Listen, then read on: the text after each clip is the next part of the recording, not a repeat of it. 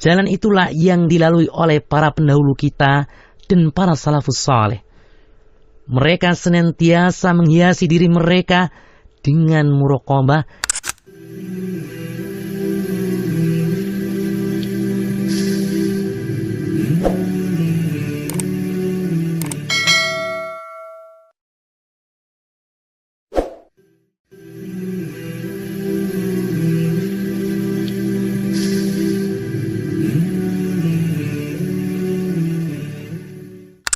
Assalamualaikum warahmatullahi wabarakatuh. Alhamdulillahi rabbil alamin. Wassalatu wassalamu ala ashrafil anbiya'i wal mursalin wa ala alihi wa ashabihi wa man tabi'ahum bi ihsan ila yaumiddin. Amma ba'd.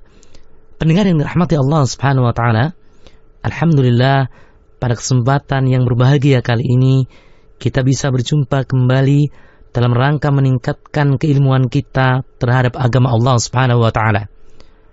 Seperti biasa, kita akan mempelajari rubrik adab Islami, adab-adab yang selayaknya diamalkan dalam kehidupan sehari-hari. Dan pada kesempatan kali ini, kita akan membahas tentang adab terhadap diri sendiri. Pendengar, kita sebagai orang-orang muslim meyakini bahwa kebahagiaan di dunia dan akhirat sangat ditentukan oleh sejauh mana pembinaan terhadap diri, perbaikan, dan pensucian diri kita. Selain itu, kita seharusnya meyakini bahwa kecelakaan kita sangat ditentukan oleh sejauh mana kerusakan diri kita sendiri. Hal ini dilandasi oleh dalil-dalil sebagai berikut. Allah Subhanahu wa taala berfirman dalam Al-Qur'an surat Asy-Syams ayat yang ke-9 sampai ke-10. Qad aflaha man zakkaha wa qad khaba man dassaha. Sesungguhnya beruntunglah orang-orang yang mensucikan jiwa itu, dan sesungguhnya merugilah orang yang mengotorinya. Kemudian dalam ayat yang lain Allah Subhanahu wa taala berfirman yang artinya, sesungguhnya orang-orang yang mendustakan ayat-ayat kami dan menyombongkan diri terhadapnya, sekali-kali tidak akan dibukakan bagi mereka pintu-pintu langit, dan tidak pula mereka masuk surga hingga unta masuk ke lubang jarum. Demikianlah kami memberi pembalasan kepada orang-orang yang berbuat kejahatan. Mereka mempunyai tikar tidur dari api neraka, dan di atas mereka ada selimut dari api neraka. Demikianlah kami memberi balasan kepada orang-orang yang zalim. Dan orang-orang yang beriman serta mengerjakan amal-amal saleh, kami tidak memikulkan kewajiban kepada diri seorang, melainkan sekedar kesanggupannya. Mereka itulah penghuni-penghuni surga, mereka kekal di dalamnya. Quran Surat Al-A'raf ayat 40-42. Kemudian sabda Rasulullah SAW yang artinya, kalian semua akan masuk surga, kecuali orang-orang yang tidak mau. Para sahabat bertanya, siapa yang tidak mau masuk surga wahai Rasulullah? Rasulullah SAW bersabda, barang siapa taat kepadaku, ia masuk surga, dan barang siapa bermaksiat kepadaku, maka ia tidak mau masuk surga. Hadis riwayat Bukhari. Juga sabda beliau yang artinya, semua manusia beramal dan menjual dirinya untuk memperbaiki dirinya atau membinasakannya. Hadis riwayat Muslim. Pendengar, dari beberapa ayat dan hadis tersebut dapat kita pahami bahwa beruntung dan merugi kita yang menentukan adalah diri kita sendiri.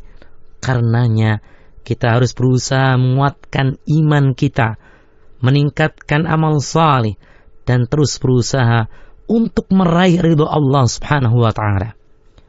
Seorang muslim meyakini bahwa sesuatu yang bisa membersihkan diri dan mensucikannya adalah iman dan amal saleh. Ia juga meyakini bahwa sesuatu yang mengotori dirinya dan merusaknya ialah keburukan dan kemaksiatan. Sebagaimana firman Allah Subhanahu wa taala dalam surat Hud ayat yang ke-114 yang artinya, dan dirikanlah salat itu pada kedua tepi siang, pagi dan petang, dan pada sebagian permulaan daripada malam. Sungguhnya perbuatan-perbuatan yang baik itu menghapuskan dosa perbuatan-perbuatan yang buruk. Itulah peringatan bagi orang-orang yang ingat. Kemudian sebuah hadis Rasulullah SAW yang artinya, sesungguhnya jika seorang mukmin mengerjakan dosa, maka ada noda hitam di hatinya. Jika ia bertobat, berhenti dari dosa tersebut dan beristighfar, maka hatinya bersih. Jika dosanya bertambah pula noda hitamnya hingga menutupi hatinya. Hadis hasan sahih riwayat An-Nasa'i dan At-Tirmidzi. Oleh karena itu pendengar, sudah seharusnya bagi kita untuk membina diri, mensucikan dan membersihkannya, kemudian mendorongnya kepada ketaatan, menjauhkannya dari segala keburukan dan kemaksiatan. Pendengar yang dirahmati Allah Subhanahu wa taala, dalam memperbaiki diri, membina dan membersihkannya, kita dapat menempuh beberapa cara sebagai berikut, dan inilah adab yang harus kita tunaikan terhadap diri kita. Pertama, taubat. Yang dimaksud dengan taubat di sini adalah kembali kepada jalan yang diridhai oleh Allah Subhanahu wa taala. Melepaskan diri dari semua dosa dan kemaksiatan, menyesali semua dosa-dosa yang telah diperbuat. Kemudian bertekad untuk tidak kembali pada dosa di sisa-sisa umurnya. Ini semua adalah sebagaimana dalil-dalil berikut. Allah Subhanahu wa taala berfirman dalam surat At-Tahrim ayat yang ke-8 yang artinya, wahai orang-orang yang beriman, bertaubatlah kepada Allah dengan taubat yang sebenar-benarnya. Mudah-mudahan Tuhan kalian akan menghapus kesalahan-kesalahan kalian dan memasukkan kalian ke dalam surga yang mengalir di bawahnya sungai-sungai. Syekh Abu Bakar Jamil Al-Jazairi menafsirkan bahwa ayat ini seruan kepada orang-orang yang beriman untuk bersegera bertobat kepada Allah Subhanahu wa taala dengan taubat yang semurni-murninya, berusaha keras untuk tidak melakukan dosa lagi. Setelah ia bertobat, maka Allah menjanjikan sesuatu, yaitu berupa ampunan, kemudian dia dimasukkan ke dalam surga. Hal ini dikuatkan oleh sabda Rasulullah SAW yang diriwayatkan oleh Imam Muslim. Sesungguhnya Allah membuka tangannya dengan taubat bagi orang yang berbuat salah di malam hari hingga siang hari, dan bagi orang yang berbuat salah di siang hari hingga malam hari, hingga matahari terbit dari barat. Kedua, muraqabah. Muraqabah ialah merasa diawasi oleh Allah Subhanahu wa taala di setiap waktu kehidupan hingga akhir kehidupannya, bahwa Allah Subhanahu wa taala melihatnya, mengetahui rahasia-rahasianya, memperhatikan semua amal perbuatannya, dan mengamati apa saja yang dikerjakan oleh semua jiwa. Dengan sikap muraqabah ini, maka seorang mukmin akan selalu merasakan keagungan Allah Subhanahu wa taala dan kesempurnaannya, tentram ketika mengingatnya, beribadah hanya kepadanya, dan berpaling dari selainnya, serta menjauhi segala bentuk dosa dan kemaksiatan.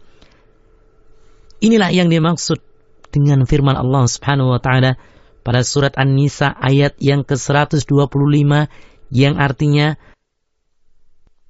dan siapakah yang lebih baik agamanya dari orang yang ikhlas menyerahkan diri kepada Allah, sedangkan dia pun mengerjakan kebaikan dan ia mengikuti agama Ibrahim yang lurus. Itulah intisari seruan Allah Subhanahu wa taala dalam firman-Nya pada surat Al-Baqarah ayat yang ke-235.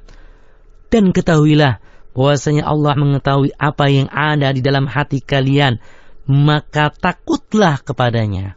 Atau dalam sabda Rasulullah SAW, sembahlah Allah seakan-akan engkau melihatnya. Jika engkau tidak bisa melihatnya, maka sesungguhnya dia melihatmu.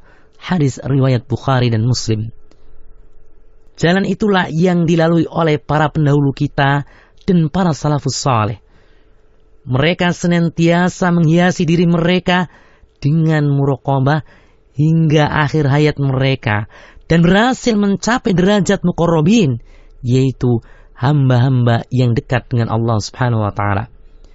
Kita perhatikan perkataan yang penuh hikmah berikut ini yang dapat kita jadikan sebagai pelajaran berharga.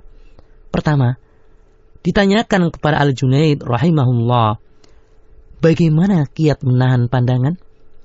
Maka Al-Junaid berkata, yaitu pengetahuanmu bahwa pandangan zat yang melihatmu itu lebih dahulu dan lebih cepat daripada penglihatanmu kepada suatu yang engkau lihat. Kedua, Sufyan Ats-Tsauri rahimahullah berkata, hendaklah engkau merasa diawasi oleh zat yang mengetahui apa saja yang ada padamu. Hendaklah engkau berharap kepada zat yang memenuhi harapanmu. Dan hendaklah engkau takut kepada zat yang memiliki hukuman. Ketiga, Ibnu Mubarak rahimahullah berkata kepada seorang, wahai fulan, hendaklah engkau merasa diawasi Allah. Orang tersebut bertanya kepada Ibnu Mubarak tentang apa yang dimaksud dengan pengawasan Allah. Kemudian Ibnu Mubarak menjawab, jadilah engkau seperti orang yang bisa melihat Allah selama-lamanya. Keempat, Abdullah bin Dinar berkata, pada suatu hari aku pergi ke Mekah bersama Umar bin Khattab. Di salah satu jalan kami berhenti untuk beristirahat. Tiba-tiba salah seorang pengembala turun kepada kami dari gunung. Umar bin Khattab berkata kepada pengembala tersebut, wahai pengembala, jualah seekor kambingmu kepada kami. Pengembala tersebut berkata, kambing-kambing ini bukan milikku, namun milik majikanku. Umar bin Khattab berkata, katakan saja kepada majikanmu bahwa kambingnya dimakan serigala. Penggembala yang budak tersebut berkata, kalau begitu, di mana Allah? Umar bin Khattab menangis. Kemudian ia pergi ke majikan penggembala tersebut, lalu membeli budak tersebut dan memerdekakannya. Kelima, dikisahkan bahwa salah seorang saleh berjalan melewati orang-orang yang sedang melempar jumroh, sedang salah seorang dari mereka duduk menyendiri dari mereka. Orang saleh itu pergi kepada orang tersebut dan ingin mengajaknya bicara, namun orang tersebut lebih dahulu berkata kepadanya, zikir kepada Allah itu jauh lebih nikmat. Orang saleh bertanya kepada orang tersebut, engkau sendirian di sini? Orang tersebut menjawab, aku bersama Robku dan 2 malaikat.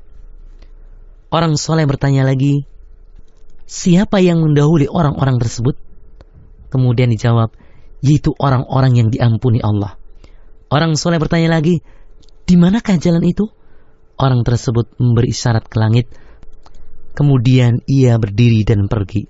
Pendengar yang budiman dimanapun Anda berada, demikianlah beberapa potret para salafus saleh dalam hal muraqabah, yakni senantiasa merasa diawasi oleh Allah Subhanahu wa taala. Semoga kita dapat mengikuti jejak langkah mereka. Pendengar yang dirahmati Allah Subhanahu wa taala, demikian pembahasan tentang adab terhadap diri sendiri, dan masih ada beberapa adab lagi yang insyaallah akan kita bahas pada edisi berikutnya, masih dalam rubrik adab Islami. Semoga bermanfaat. Wassalamualaikum warahmatullahi wabarakatuh.